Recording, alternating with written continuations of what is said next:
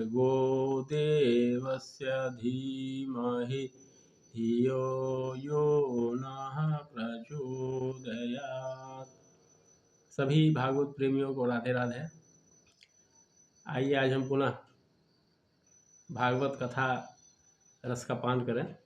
दसम स्कंद की कथा चल रही है और हम लोगों ने सुना कि जब भगवान श्री कृष्ण के पुत्र सांब ने दुर्योधन की पुत्री लक्ष्मणा का हरण किया तो उसे बंदी बना लिया गया। और यह समाचार जब नारद जी के द्वारा द्वारिका में पहुंची तो भगवान बलराम वहां से आए।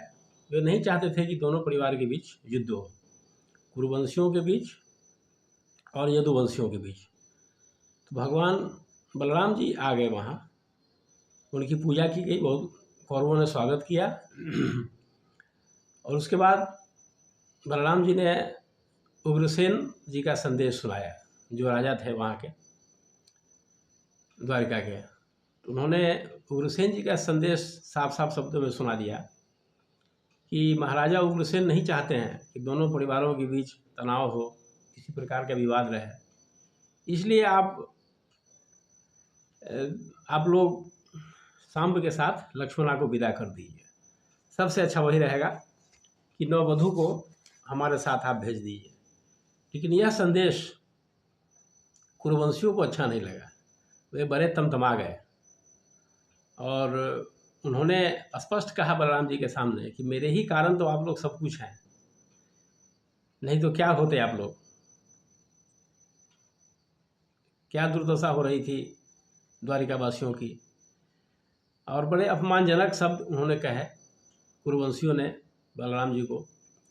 तो बलराम जी की एक खासियत थी कि वे जितने जल्दी गुस्साते उतना जल्दी शांत भी होते।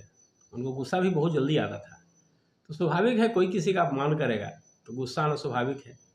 इतना बढ़िया प्रस्ताव दिए थे, वे भी नहीं चाहते थे कि किसी प्रकार का कोई विवाद हो दोनों परिवार के बीच। लेकिन वे लोग एकदम नहीं माने और ऊपर से कहना शुरू किया कि हम लोगों ने ही इन्हें राज सिंहासन देकर राजा बनाया है और अपने बराबर बना लिया है। आज ये हमारे ही माथे पर चढ़े जा रहे हैं, इसलिए अब आपसे राज चिन्ह छीन लिया जाएगा। एकदम स्पष्ट कह दिए। तो जो बलराम जी को गुस्सा आ गया तो वो समझ गए कि अब समझाने बुझाने से कोई काम नहीं चलने वाला है। और उनको जब गुस्सा आता है तो भाई बड़ा मुश्किल है उनको शांत करना। तो उन्होंने क्या किया कि हस्तिनापुर को अपने हल से खींचना शुरू किया। वे तो उनके तो अस्त्र शस्त्र सब हल ही थे, जो चाहते हल से कर लेते। तो हस्तिनापुर को उन्होंने खींच करके कहा कि अब गंगा में इसको डुबा ही देंगे। वो खींचने लगे। इस पर जब झुक गया, जब हस्तिनापुर नगर झुक गया, तब सारे के सारे कुरुवंशी घबरा गए, रोने लगे और दौड़ते हुए बलराम जी के पास पहुँचे। उन्होंने बलराम जी की अनेक प्रकार की स्तुति की और कहा कि आप शेष नाग हैं, हम आपकी क्षमता को भूल गए थे। आपके सिर पर पृथ्वी है, आप महान शक्तिशाली हैं, हमारी भूल के लिए आप हमें क्षमा कर दें। तो इस स्तुति से प्रसन्न होकर के बलराम जी मान भी गए तुरंत। न उनको मानने में देरी न उनको रोकने में देरी। तो उन्होंने छोड़ दिया, वहीं तक छोड़ दिया, गंगा को डुबाया नहीं। ये गंगा में डुबाया नहीं हस्तिनापुर को। लेकिन आज भी हस्तिनापुर झुका हुआ है। आज भी भौगोलिक दृष्टिकोण से अगर आप वहाँ देखें तो आपको पता चलेगा कि हस्तिनापुर आज भी झुका हुआ है। ये बड़ी गजब बात है। और ये सब जो हो गया, भगवान बलराम जी ने उन लोगों को क्षमा कर दिया। तो वे लोग भरपूर दहेज के साथ नववधू को विदा किए और बलराम जी सांब और लक्ष्मणा के साथ द्वारिका लौटे। जब द्वारिका वासियों ने देखा कि सांब के साथ वधू आई है तो सारे द्वारिका में प्रसन्नता की लहर दौड़ गई। नववधू का स्वागत किया गया, गर्मजोशी के साथ सारे नगर को सजाया गया। ये सब तो होता ही है और बड़ी हंसी खुशी का वातावरण वहाँ बन गया।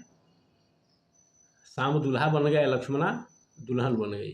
अब क्या चाहिए, इससे बड़ा आनंद क्या होता है पारिवारिक जीवन में। तो इस तरह से दोनों वंशों के बीच विवाद समाप्त करा दिया बलराम जी ने। और फिर द्वारिका में स्थिति सामान्य हो गई। बड़े प्रसन्नतापूर्वक लोग रहने लगे। फिर आगे क्या हुआ, आगे भगवान के गृह चर्चा देखने की इच्छा हुई जब नारद जी को, तो वे द्वारिका गए थे।